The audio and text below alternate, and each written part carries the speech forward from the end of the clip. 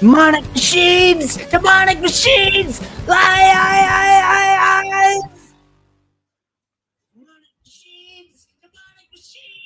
Okay, so we've definitely got lag from someone. Oh no. That's It's probably me, it right? happens. Probably. Oh no. I think it might be, but I will say we are live with episode 11, correct? yeah. 11. I thought you said 7 at first, and I was like, oof. yeah, no, yeah, we've done this 11 weeks in a row. It's fucking crazy when you think about it, too. Yeah, it's like it's like we're almost a real show. Maybe one day we'll be one of those podcasts that has like 100 episodes. Maybe we'll do 100th episode special. 100th episode special is going to be something. It's definitely going to be something where one of us has to sing or play music on camera and make a big. Well, I do that thing out of every it. episode. Well, you know what I mean, though. Like we got to have like a full like Broadway performance and a bunch of music in the background. It's like, oh, luck be a lady tonight. Hey, so let me introduce everyone to our guest. Our guest is Mr. Pat Durkin. Pat, say hello to all of our friends. Hello, all of our friends. And thank you for having me on.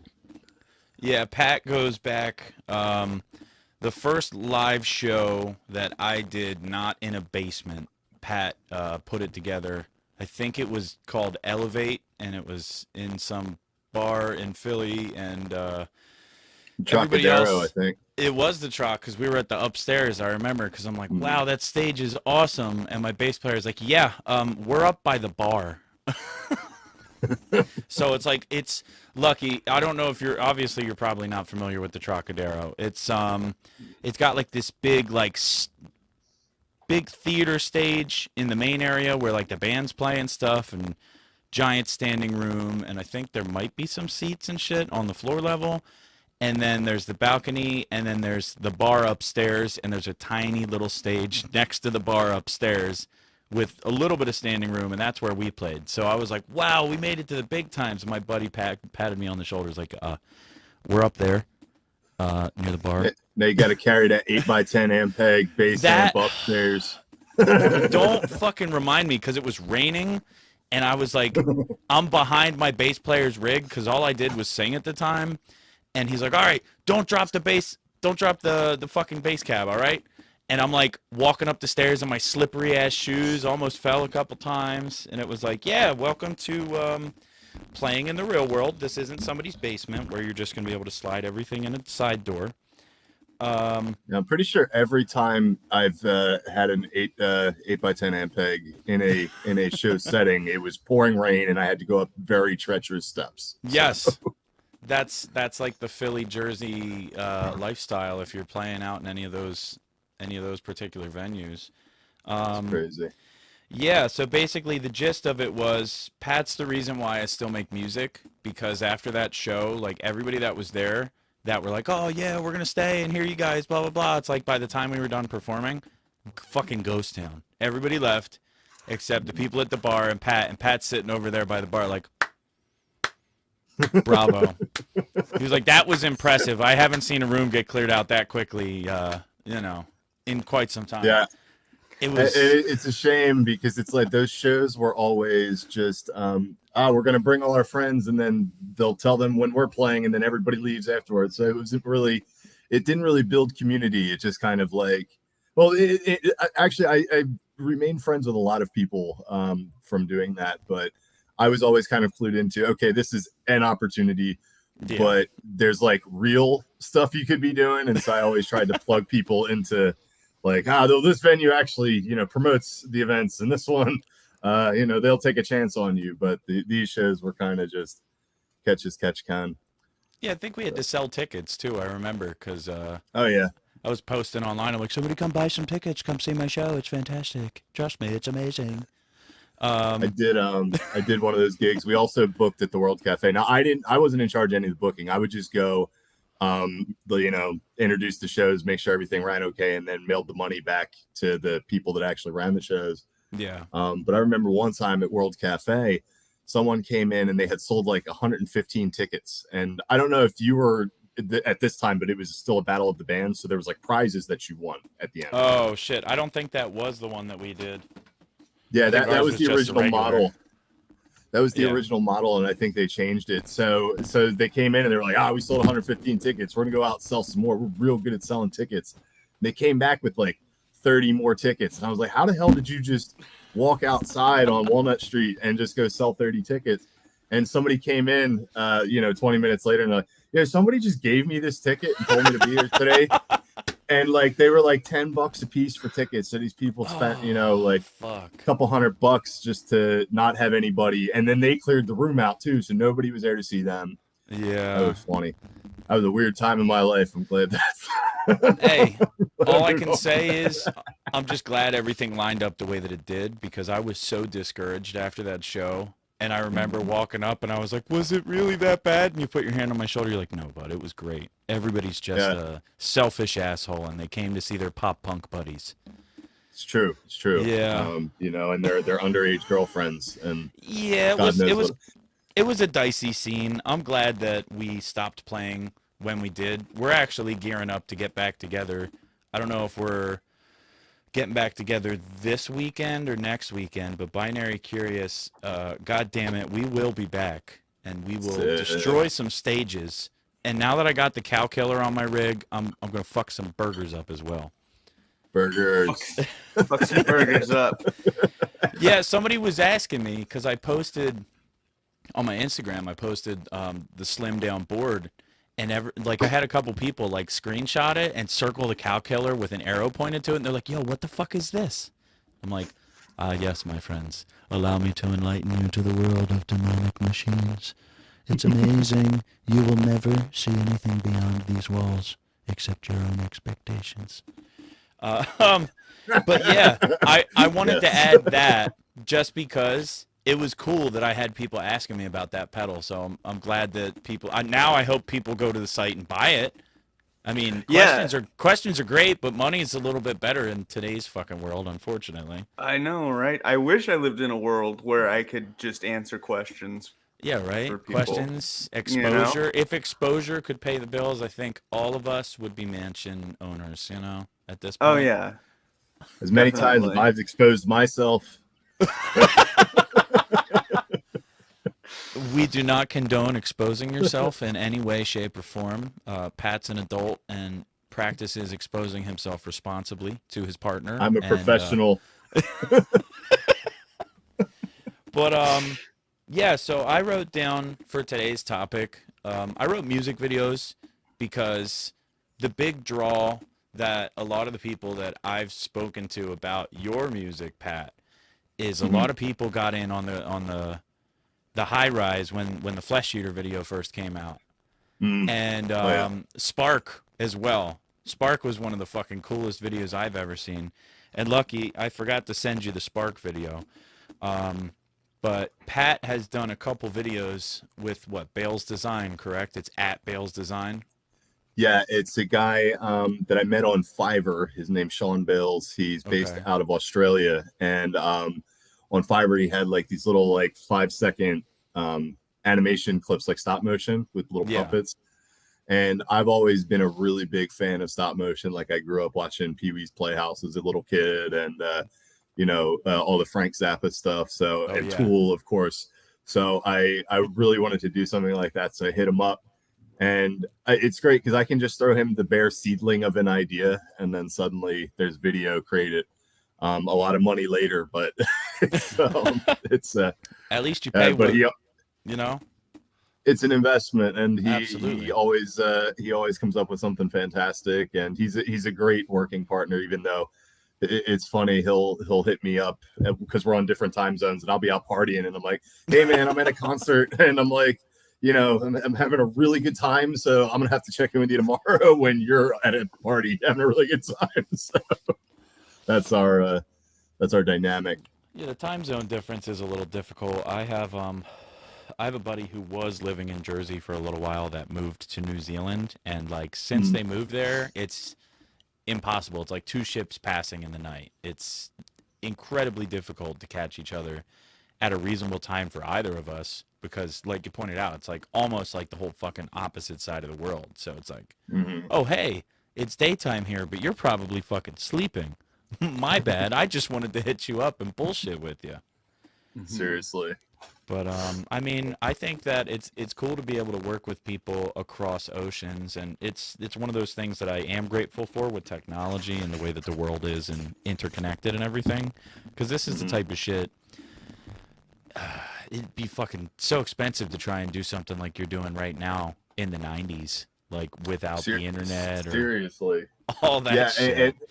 You'd have to like go pound the pavement and find somebody whose niche interest is these, making puppets in his basement and animating them. And like, how do you bridge that conversation in real life?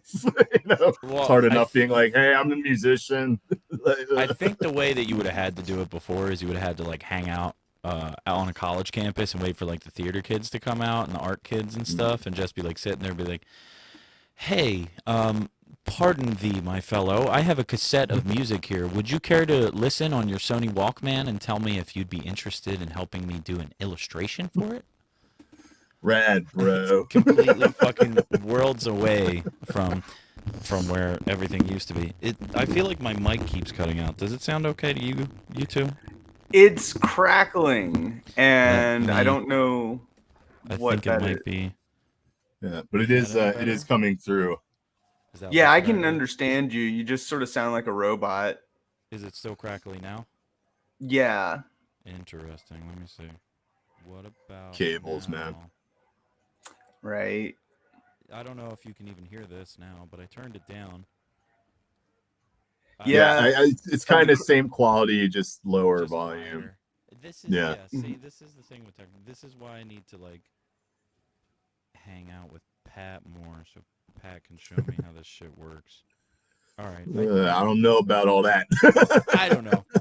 I think it sounds okay. I can't hear myself. Like, I can never hear how I sound whenever we do this. It's just like a shot in the dark. And then I'll watch it back and be like, God damn it. Why do I sound like fucking Domo Arigato? I mean, I got a Blue Yeti. Like, it just like plugs into the USB on your computer. And it's got like a headphone jack. And so I can hear, like, I can monitor myself and all of that.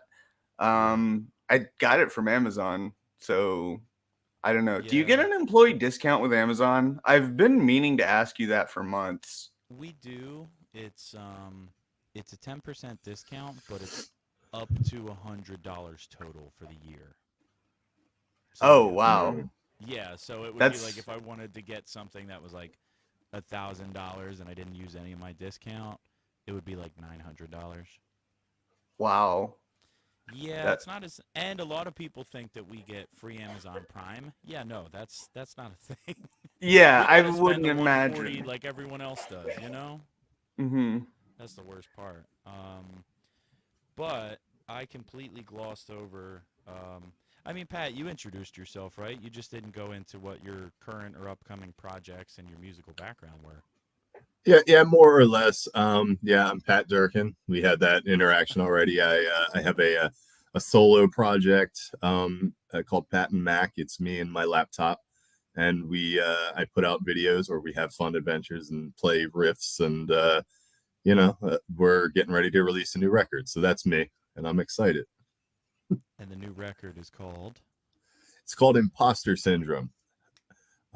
That's a term that has really affected my life as of late, kind of, all different facets of professional life and just waking life in general, but just music in general too. The older you get and you're, oh man, am I still really doing this? And like booking shows and putting in all the work and the artistic, what was the word I used? Investing in your artistic goals is it's a lot, and you see the returns, but sometimes it's like, oh my god, why do I keep doing this to myself? That's I think the struggle is what makes it important. I mean, there's a lot of people who enjoy playing music, but they don't take it to the level that you would or I would or anybody else that tries to record stuff. I mean, there's a good example is like I have a buddy who is a fantastic guitar player, an amazing drummer, writes great melodies and all this stuff, but has crippling social anxiety and hasn't left their house essentially in the past 4 years. And it's a shame, but you know, I personally think as long as I'm alive anyhow, I'm always going to do music in some capacity because music has always had such a big impact on how I feel and helping me not get discouraged or want to give up on anything. So that's why you being there was important to me, because you showed me that fail doesn't mean loser, it means first attempt in learning. And I learned a lot from that show. That show was a real ball buster, you know, and the shows we did after that were also, but I think that's kind of the universal experience too, as you know, an indie artist. You're just kind of throwing stuff, you know, you're throwing stuff at the wall, you're seeing what sticks. You see other people are doing really well and like making connections, and what works for them isn't necessarily going to work for you. So you're kind of like, oh man, I wish I had thought of that, but it's not even really necessarily would have taken you to where they're at. So you kind of have to do your own thing. Like I did a show. I did a show at a Legendary Dobbs last year, and it was like I hadn't played Dobbs since they were last open, and then all the chaos now that they're closed again. And it was also I walked out to 2 people, and I'm like, oh man! And having played this with this particular project, 2 you know semi half filled rooms, so you're like, okay, I know that this can bring things. Then like it's crushing to come out there, but. Especially having put all the work in and doing the audio visual stuff, like having the videos playing in the background, and that's a whole other chaos that I'm trying to do by myself. So yeah, because you got to try to. Are you playing the music live to the visuals, like it's supposed to be syncing up, or is it just something along? Okay. Yeah. So difficult. Yeah, I haven't figured out a way to do it better yet. I actually early on I teamed up with a guy who. I happened to be on a bill with a band called Expansion Project, and what the hell? His name was Vinny. I'm gonna look it up, and later on I'm gonna yell it out loud what his program was, or what his thing was. But he hooked up visuals, and he was doing it, and we had like a team thing going there, and that was pretty cool. But that was like pre-pandemic, so that was like, and then so now I kind of just been doing it by myself. So I record everything. Plan out like all the spots where I'm gonna, you know, break to tune or to interact with the audience, or I'll have pre-recorded Mac banter that will go as I'm going, and it's a really weird juggling act of trying to. It's almost like a stage play, you know. You're doing it, and you got to hit certain beats, but you also have to make sure you're playing right, and you're remembering all the lyrics, and you remember where those breaks are, so you know when to talk to Mac and vice versa. Yeah, absolutely. So. It's kind of a scripted performance, but yeah. Yeah, but do you have spots for like crowd engagement and things like that as well? Yeah, absolutely. And like I'll put in things where, you know, sometimes Mac's voice isn't as easy to understand, so I'll project the words on the back, or like I have to now like, excuse me, I'm changing the harmony setting on my pedals because there's a key change in this song that I need to hit. Yeah. So sometimes there's like some humor into it too, but also the video is playing, and you're trying to make sure you're playing in time. So to line up with everything. Yeah, I understand that. Yeah, so it's a lot of fun. That was fun with the projector thing, because I know that what is it, Black Moth Super Rainbow?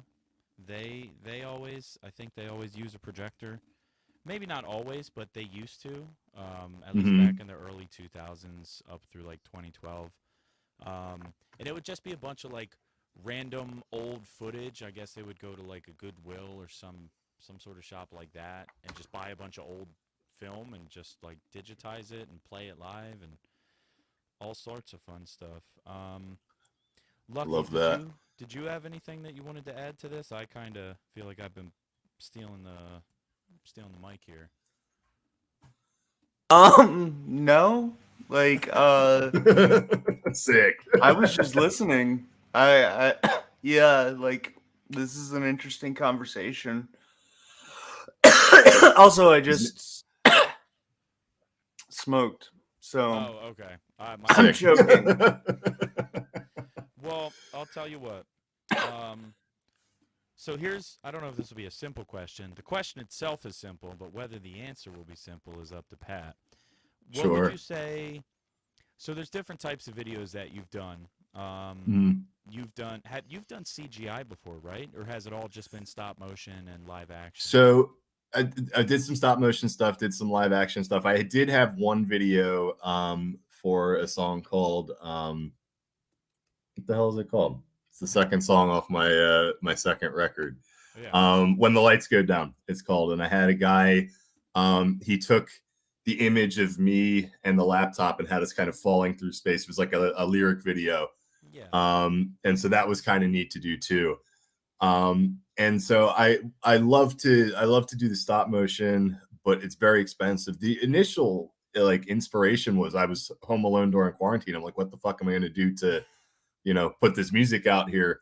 So I brought a green screen and I was like doing videos and that type of thing. That's a pain in the ass though when you're trying to write music and you're also trying to, you know, put out content every day, video wise. Yeah. It's but you know, it's what I do. So I try and make it work. What I was gonna ask is, what would you say like the benefits of doing each individual one are, and then like what's obviously the one con of doing live action shit by yourself is you got to do it by yourself and you kind of have to just fucking wing it, you know? Yeah. I'm getting ready to release another kind of live performance-y video that I worked with Wayne Campbell, who he does a lot of hip hop videos. He did a video for my old band, The John, called Hollywood, that got very well received. He's actually beefing with Cardi B right now. Like he made a beat that she has a song called Up, and theirs was called Stuck, I think, and it's like the same hook. And so he's fighting with them. That's a whole separate story. But we went to like Rittenhouse Park in Philly, and he filmed me kind of playing around, and I was on the Schuylkill River. So it's kind of cool to do that. It's not as, he kind of just throws something together, and it's not as involved and complicated and time consuming. Yeah. But at the same time, those animated videos, they're so impressive when you see them and you're like, whoa, like there's, it's me in a cartoon form. Like I'm immortal now. That is pretty cool to think about too. Yeah. And so that just this weekend, actually just today, there's a festival in Canada, a film festival called Shock Stock, where they're showing indie horror films and filmmakers from all over the world, really, but it's located in Canada. Yeah. And they had like Clarissa from is that her name? Felissa Rose from Sleepaway Camp was in there. Yep. Who not Chop Top, who's the other from the first Texas Chainsaw Massacre, The Hitchhiker. He was there, that actor. That guy's still alive. So yeah, surprisingly. I didn't mean to be disrespectful, but like that was a long fucking. He was at least in his 30s in that. He looked like anyhow. Yeah, seriously. So like, yeah, he's still kicking and signing autographs and all. So yeah, I got a knife here, buddy. It's like, this is a good knife. Oh shit! Check it out. It's pretty nice. You see? Sorry, that would be something I would do. I'd be like 80 years old at some sort of fest and be like, I'll sign your picture if you let me cut you with my knife. Oh yes, I love horror movies. But that's fucking. How did the video get entered into the? So there's I don't remember what like prompted me. I think I just typed in like horror film festivals because I was like, it's always trying to find what's your niche, because everybody is kind of, not that we have limited resources. There's so many resources out there, but like there's only but so many venues, and like there's so much crossover with who can come to a show when, and it was I was always thinking about what can I do kind of separate. And I know I'm going to go on a tangent here, but like I noticed Absolutely. there would be bands like Bit Brigade or something, and they would play at video game, conventions. And so I thought that was really cool. Like that's a whole different audience that wouldn't necessarily go out and see you at a bar, but they might see you at this, like Magfest or something. Or there's another solo guy named Watch Out for Snakes, and he plays just guitar, like 8-bit, like Nintendo music, and he plays these big, video game festivals. So some of the songs that I write, especially the instrumentals, are horror movie influenced. Flesh Eater was influenced by like Dario Argento movies, like Italian horror movies. I thought you And picked up on that. yeah. And so I was kind of like, oh well, maybe I like horror movies. I like the horror people. Like maybe they'll be into this, ripping, the puppets ripping each other apart and everything. And so Yeah. that was one that did, but a couple of other film festivals have followed me. So I found out about them and I submitted through a website, and there was like a Yeah. couple different ones.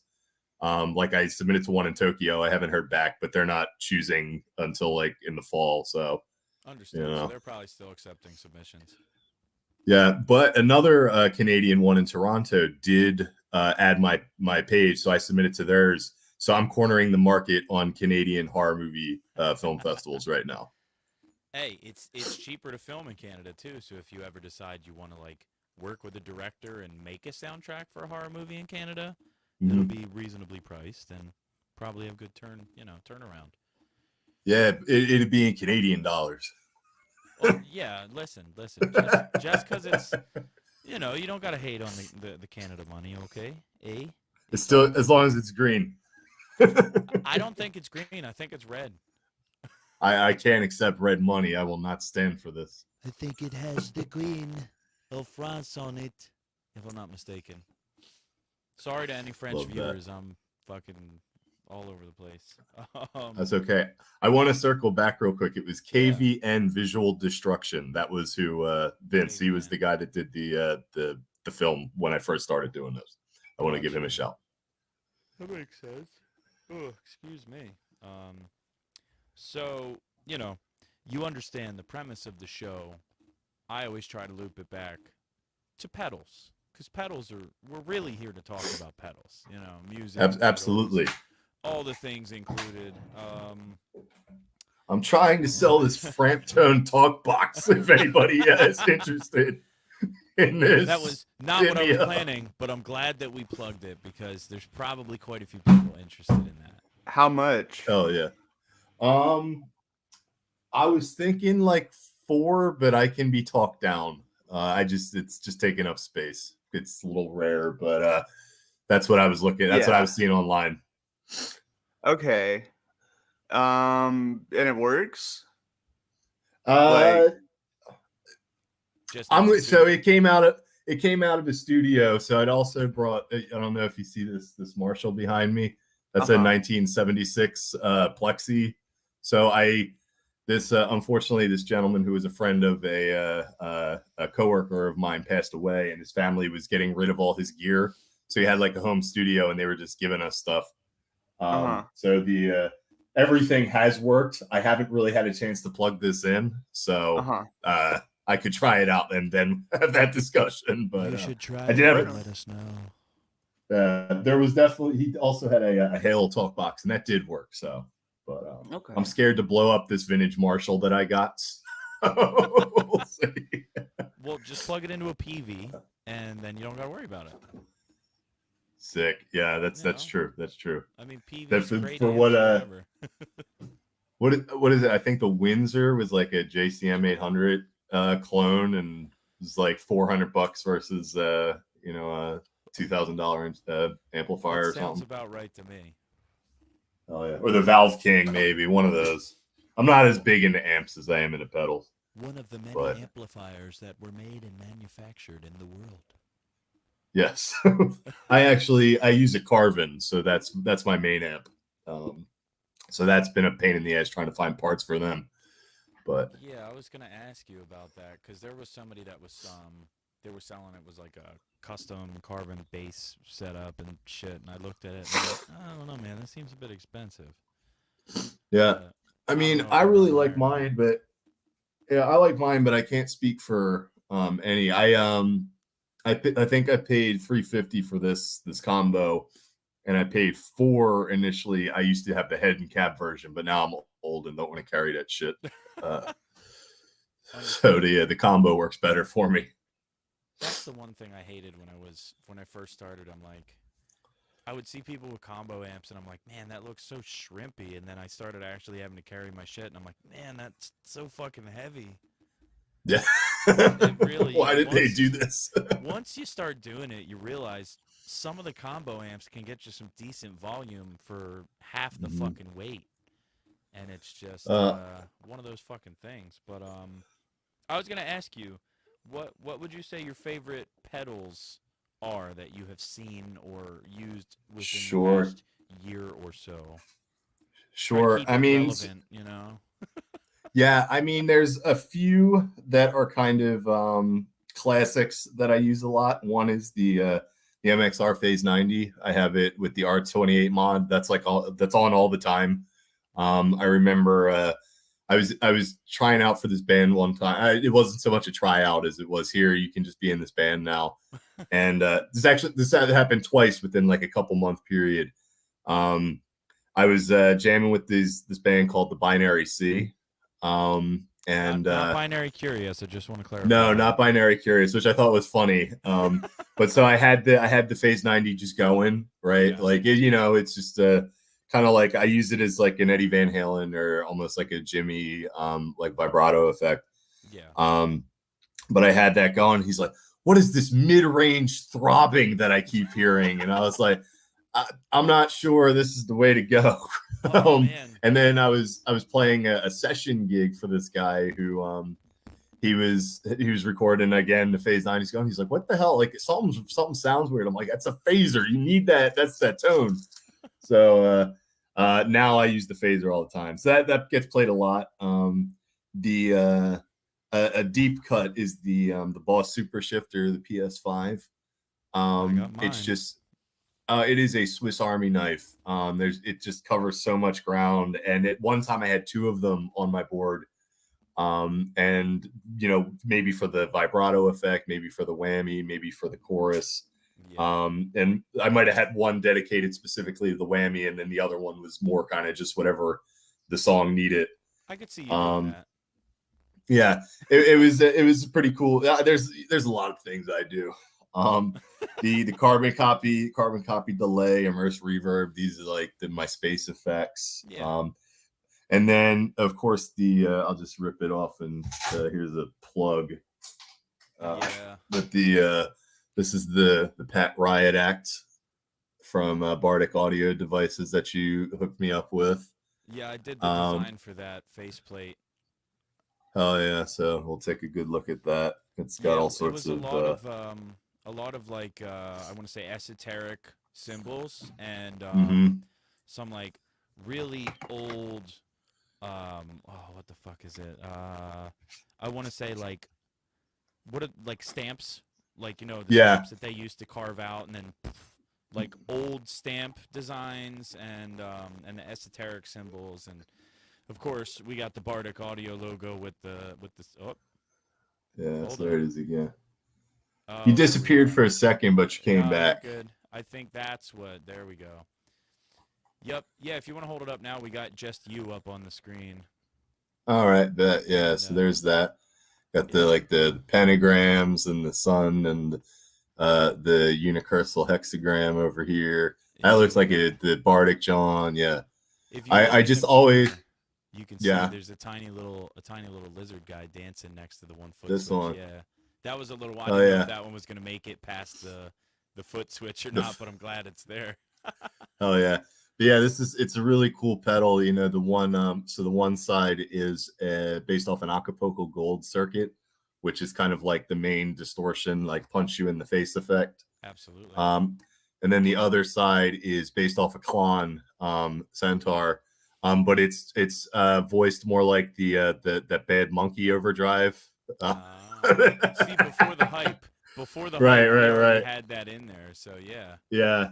But no, so it's based off a Klon effect. So I used to use this guy which was the Bad Cat Overdrive, which was kind of like two Klons, Yeah. which is great, but it's just two Klons. So like, I kind of wanted something that was more like more aggressive and more more diverse. Yeah, I feel like such more- a dick right now. You know, it's let's all be more good. useful than the bad cat. Fuck them, Yeah. right? Fuck this. Well, I had one and it broke, so then I had to get this other one, and then I was like, this is hard. I can't find parts for it, so Yeah.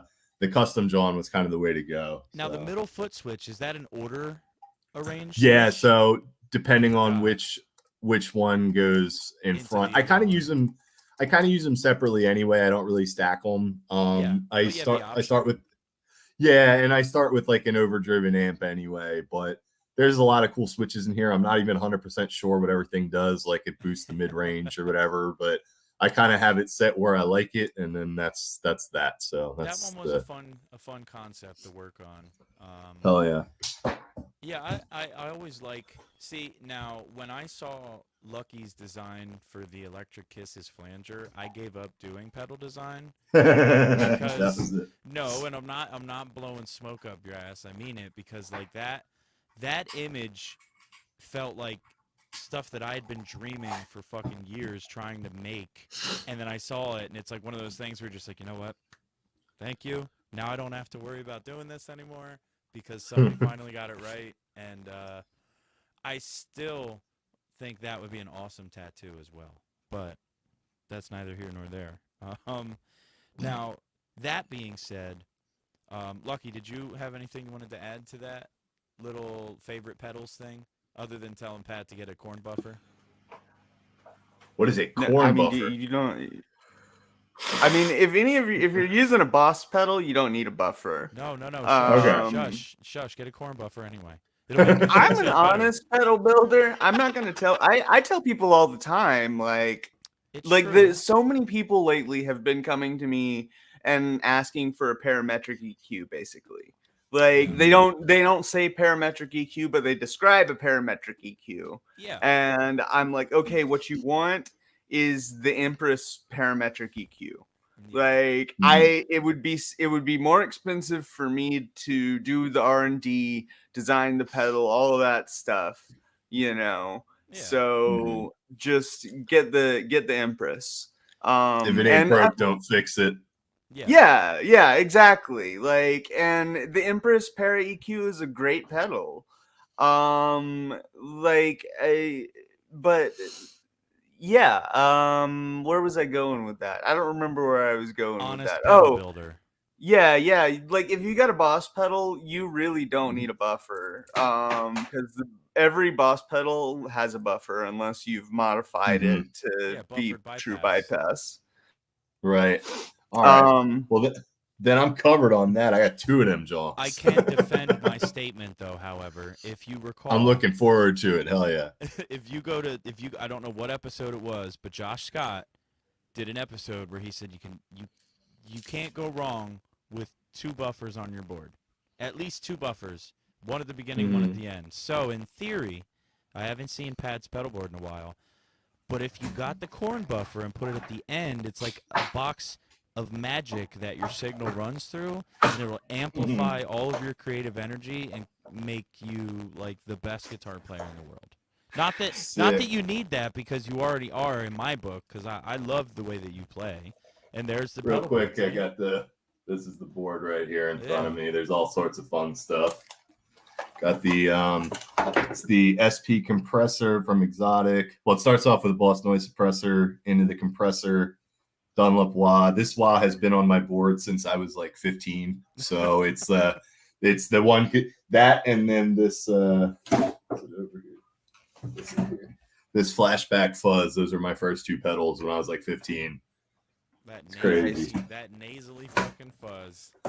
Yeah, and now I'm 19, so you know it's been around for a long Yeah, 5 years, good old 5 years there. 4 years, excuse me. My math is really Right. bad tonight. Yeah, so is mine. So the Y, the DoD 440, the envelope filter, quintessence harmonizer into it, the super shifter into the phase 90, into the Pat Riot Act. Then in the effects loop, I'm using an effects loop now. I hadn't done that in a long time. Good I've got call. the NS2 in like that X pattern where it's Yeah. kind of going all over the place. I didn't know it did that up until quarantine was great to just look shit up. I'm like, oh, this is cool. I have time to look at this now. I didn't know it did that.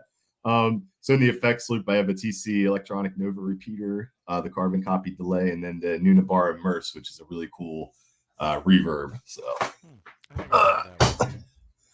it's pretty neat. They I don't know. So in the same session where I was getting yelled at for using the phaser, I was also getting yelled at for not having a reverb pedal. So I didn't last long in that band. Double kill.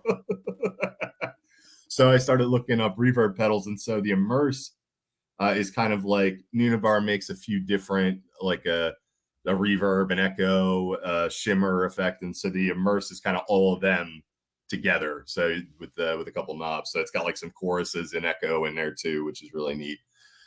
But yeah, that's a nice little reverb. You just gave me an idea for a pedal. Hell yeah, that's All right, what this is all about. So hear me out, Lucky. Hear me Uh-huh. out. I know that we have the cornhole buffer tuner as one of the ideas already. So why not call it the Dank Caverns and have it be a parametric EQ into a reverb? Oh shit. Parametric EQ Yeah. into. See, okay, so here's how I feel about dual pedals. It kind I'm of listening. limits like possibilities for your signal chain. Like you But- can have like the order switcher in there, Yeah. but like I was what? gonna say add an effects loop.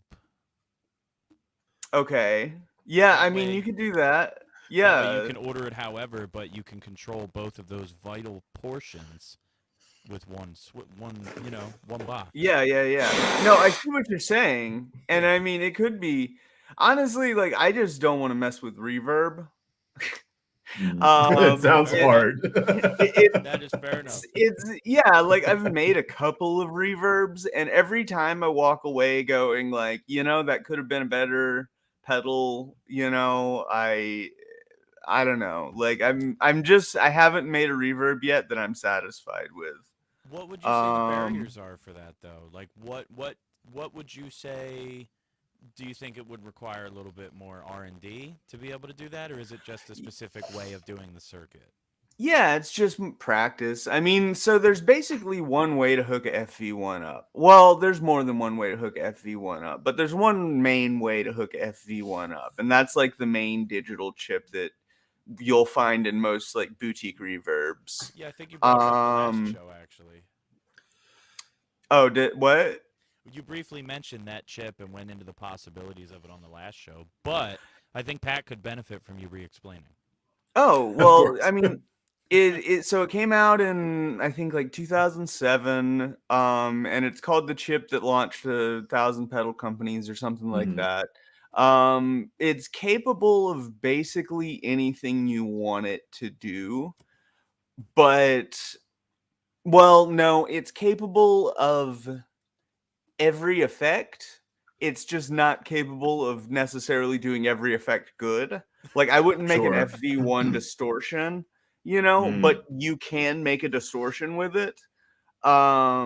You mostly want to use it. I mean, like I've found that you can do other modulation and like I like analog modulation, so I don't use the FV1 for any of my modulation. Yeah. But it's the most practical way of doing reverb that I've found. I understand. And it's such a pain in the ass. It's a 28 pin surface mount chip, and because I don't have the material or the equipment to do surface mount the traditional way, which is where you use the solder paste and put it in the oven and all of that, Yeah. I have to do them by hand, which that is just sucks. this it's a pain in the ass. And Gotcha. yeah, like I mean one day I would like to, also like you have to write the programs for the FV1 that you want. Okay. And I just haven't gotten to the point where I can write a good reverb program, I think. like I can write a functional reverb program, but I can't write like a good reverb program. Mm-hmm. That could be a selling point, though. You could have it be the good enough reverb and have it be like, I don't know, like $100 or something.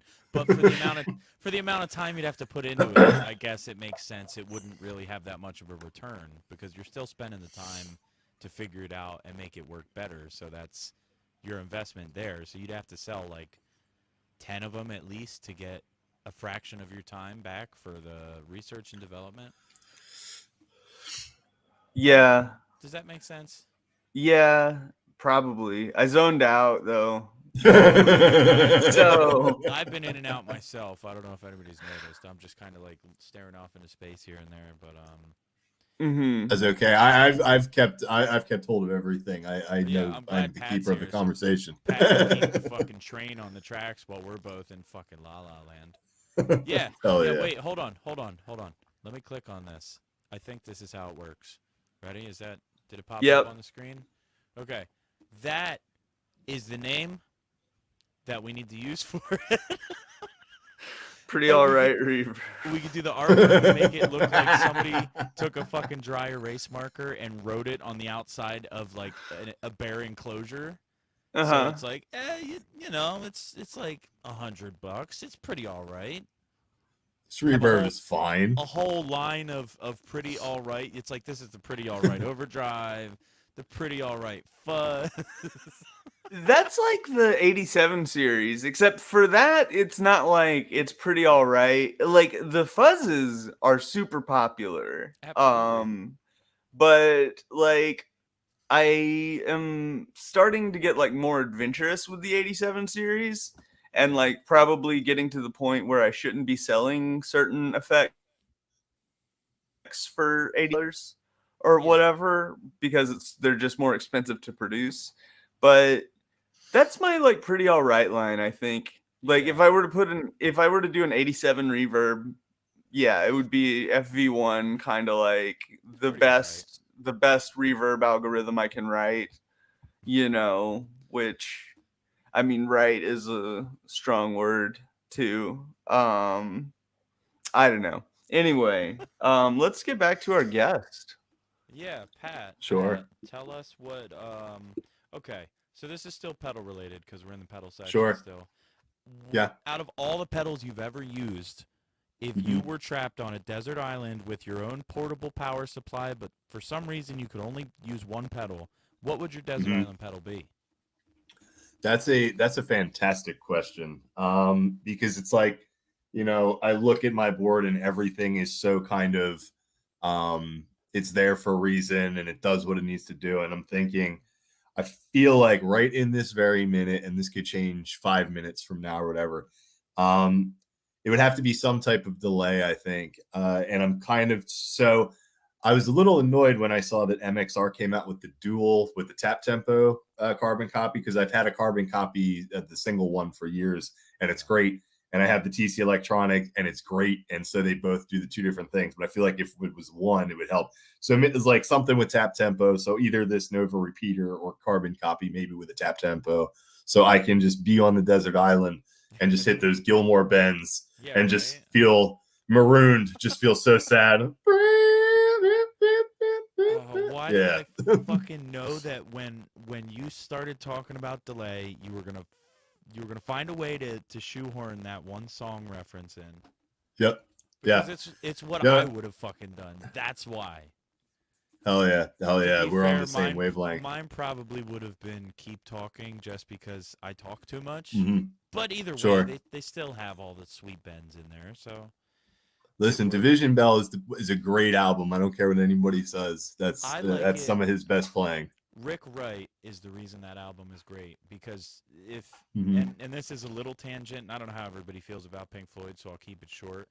But Rick Wright, their keyboard player, was a very humble guy, Mhm. very subtle, but also musically strong in the compositions that he would write. And that album was more or less carried on by Rick Wright's jamming, Mhm. and then the band just Yeah. writing along with him. So, you know, if anything, what they released the Endless River, which was like outtakes or unfinished stuff or something from that album session. They should have never put Sure. that out. In my opinion, that shouldn't have come out because that was not finished, and I don't think that paid homage to his memory. But yeah, I'm a keyboard guy. In case anybody couldn't tell, I like tickling the ivory. I got a couple of them around. Yeah. Rick Wright's definitely on the synth end of things. I'm really into what he does too. So that's just a band. So I was actually listening. So I'm a big wrestling fan, right? So I was listening to Sabu from ECW talking about when he was a kid. His uncle told him you should be a composite of 3 different wrestlers. So he was saying who influenced him, and he always tried to be like an amalgamation of those 3. Yeah. So lately, I've been thinking like, what would my 3 be, for this project? And so Pink Floyd is always a big one. Like every album, they were trying something new, and each member's a genius, like in their own right. And they played every note belongs right there. They're perfect. So is one. The other ones are Black Sabbath. The big one for me right now. I love Tony Iommi's riffs and his playing, and almost I kind of have to sidebar. So like Black Sabbath, and then maybe the first couple Ozzy albums with Randy Rhoads on there, Classic and 80s kind of shit. like That works too. yeah, like that kind of levels of Ozzy from the Black Sabbath to the early Ozzy. It's kind of like my favorite time periods with him. And just like the riffing and the solos, and kind of with Tony Iommi, everything's in the same key, but it's always crushes. it's always the true. same. That's Yeah. why all the Doom bands are like the same band, but it's just they're playing the same thing slightly different from each other. Exactly. Just whoever each one's just on a different strain, So, and then Jimi, of course, Jimi Hendrix. It was just the overarching vibe. I'm still like a little kid in my basement listening to those first couple Jimi records, just like, oh my god, what even is this space music? Yeah, right. So that's kind of what I go for, and I fail miserably, but like those are kind of the impetus of like. It works though, and that's actually that segued perfectly into the next part. You already answered it. It was like share your inspirations, any influences that made your music or you who you are, and you wouldn't be the same without. So you must have read my mind on that one. Jeez. I had the rough outline along, so I was trying to. I was trying to forgot. follow. Forgot that I sent that to you, and I was like, "Holy fuck, he's really on the same wavelength as me tonight." Oh yeah, It's just good I'm a planning, professional. everybody. Yeah, Yeah. you know, as they say, life is just a series of either very well or very poorly executed plans. So we just kind of have to act accordingly. Sick. But Oh yeah. you know what? That's a good. Lucky, I have to ask you that question now. Three, I guess, bands or players or whatever that you would say comprise your influences that make you you, or more shaped who you became. What is like a musician? Either a musician or band's music, because what Pat said Pink Floyd, Black Sabbath, and then Jimi Hendrix. So something Yeah. like that. I mean, like Black Flag, like Steve Albini, so like Flash. Shellac and Big Black, Yeah. and let's see, third one. I don't know, something like Neurosis, maybe. Fuck yeah. Hell Yeah, yeah. that's a good trio there. Everyone's gonna laugh Yeah. if I give you mine. I don't know if I want to now. Do Okay. it. Oh, fuck me. Okay. So lately, well, it's not lately. It's been the past 2 years. So I have a little not so secret obsession with the band Kansas, mainly because how Yes. fucking crazy all of those instruments going together is, and the fact that it works most of the time. I mean, yeah, it's boomer music, and it's from like fucking 40, 50 years ago. I'm not good at math. Now I was just having this conversation about how Carry On My Wayward Son comes on, and I just air guitar, and every riff Yeah. on there crushes so hard. It's so good. It's one of those bands that I think has always kind of maintained their relevance based off of their 3 top singles. So what? Like Point of No Return is one, Dust in the Wind, and then Carry On My Wayward Son are like the three big ones everybody knows. Mm-hmm. Um, Sure. and here's a side note to that. So Obsidian Necktie, the side project I have with my buddy Don. Don, I said something about Kansas, and Don messaged me like 3 days later, like, Ghost is nothing but spooky Kansas. Wow. And I can't stop thinking about it because it's kind of accurate. And it Yep. really fucked up my head because I'm like, wait, hold on. Maybe not the first album, but I can see bits of it, especially towards the newer stuff. And I just had to fuck your mind too, because my mind Hell is yeah. still blown from that. Yeah. So what They're really we- into Uriah Heep too, and Blue Oyster a lot Cult. of that stuff. Yeah. Let's see. Here's some support for my Kansas addiction, so everybody can, Kansas. This goes to spooky Kansas. God damn it, Lucky. What? You know what? We'll leave that. And yes, Steve Walsh. Yes, Michael Krause. Steve Walsh did do fucking handstands on his keyboard and ran around in like a fucking bathrobe and like women's panties and all sorts of crazy shit back in the 70s. There's nothing wrong with that. It's just having a good time.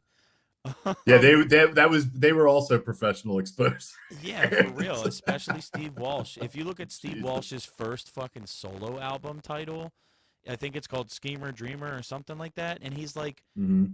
just about naked, and it's like all these paintings of him like being super macho and like doing the handstands and doing like the toe splits, jumping up, touching his toes and shit. And I'm like, why is this your album cover? But at the same time, why isn't it my album cover? Oh yeah, So what? I said Kansas. Kansas. Yep. I kind of have to say Steely Dan.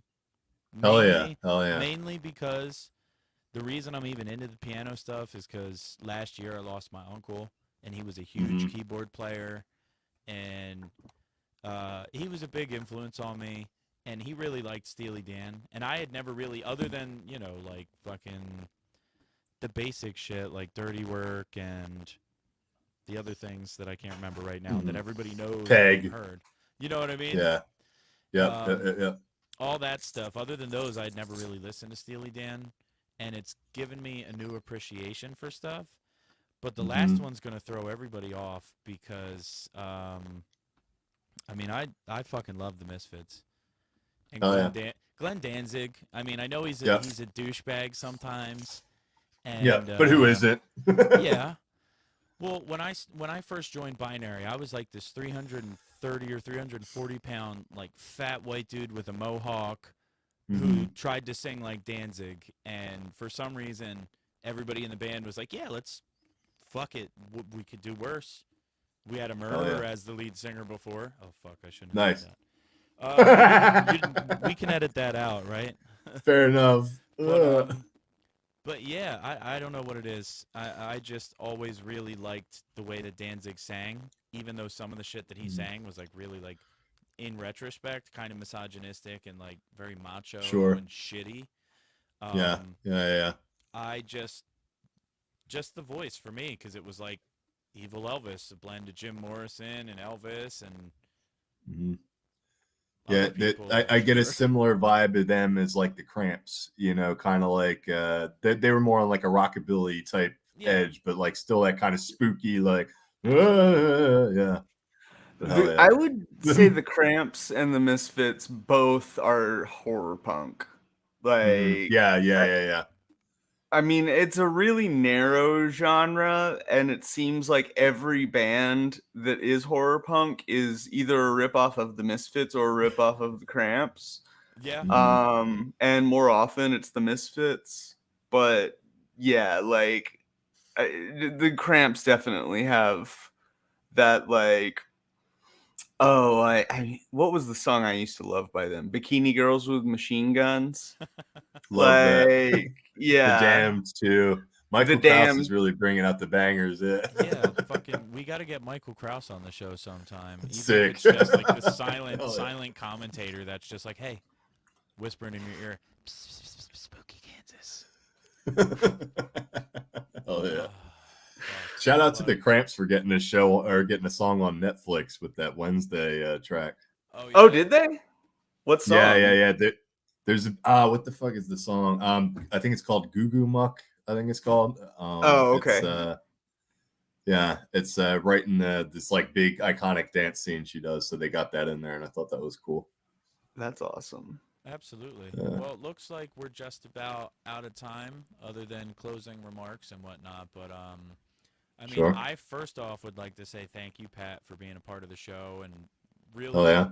bringing interesting conversation into the mix, stuff that I would have never thought of. And even though you had the outline, you're still locked into the same wavelength.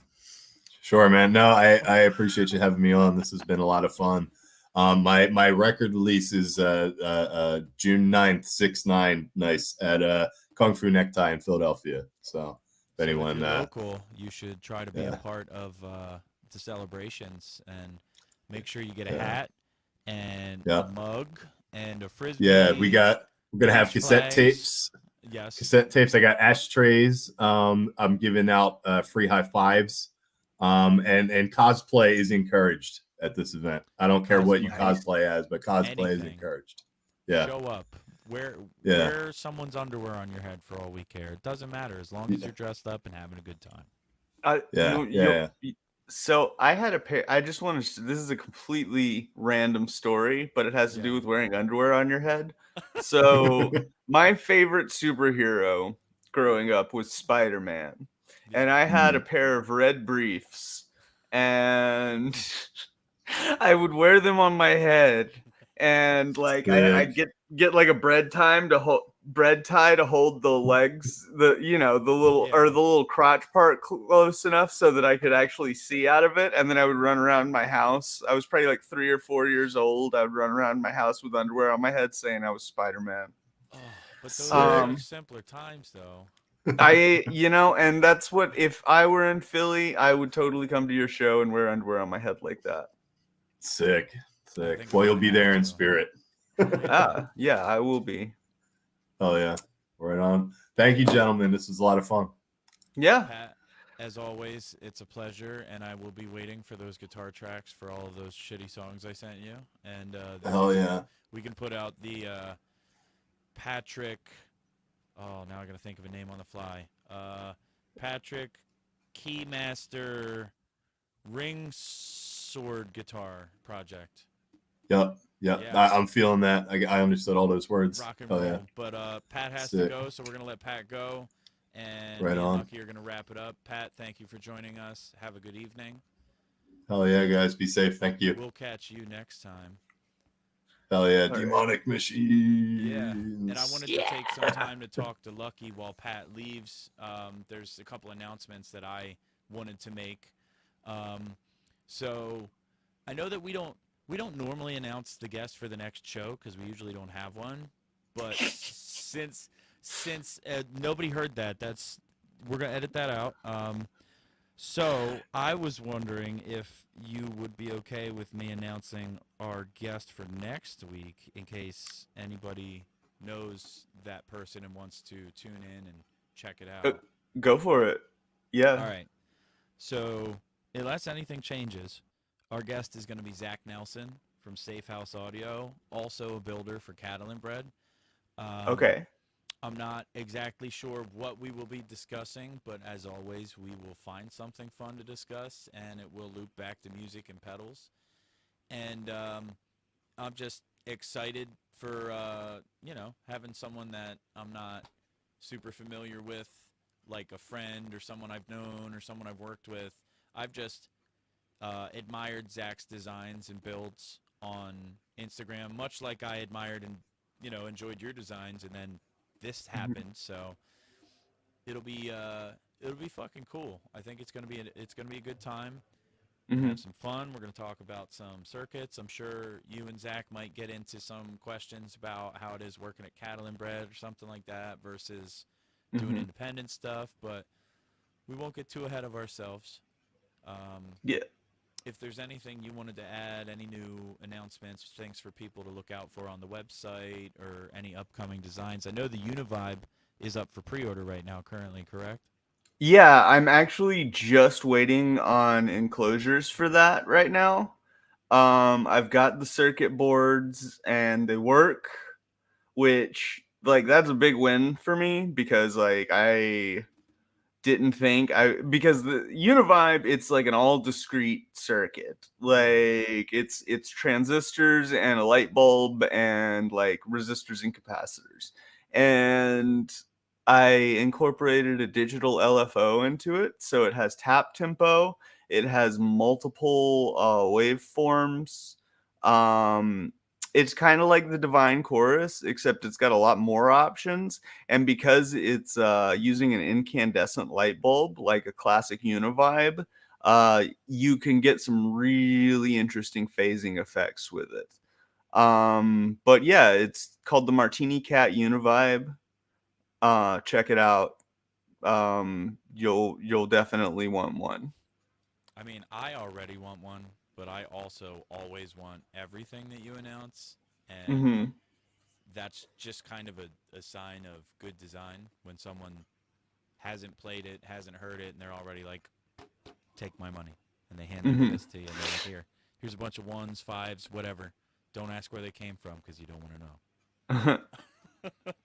But yeah, I think that's probably it for us this evening. We have more viewers now than we did for the majority of the show, so I apologize that we're going to be leaving you behind, but you can always catch the stream as soon as we're done. I think it just automatically uploads to YouTube, right? Something, or Twitch or Facebook. And yeah, as always, if you have any questions, suggestions, people you want to see on the show, things you want to see us talk about, use either the contact form on the Demonic Machines website, or contact Lucky at Demonic Machines on Instagram. You could try to get a hold of me. However you want to get a hold of us, reach out. We, believe it or not, we will read your messages. It's just us. There's no multi-million corporation. Nothing's getting filtered through. You could send me a picture of an orange, and I would see it. And I'm looking forward to it now that I said that out loud. Send Deuce a picture of an orange, y'all. Nothing not safe for work, because I just thought maybe that's not a good thing to ask for. It might not go over well. Oh, God, pray for me. This is going to be interesting for sure. Okay, let's leave it at that. Everyone have a wonderful night. Demonic Machines!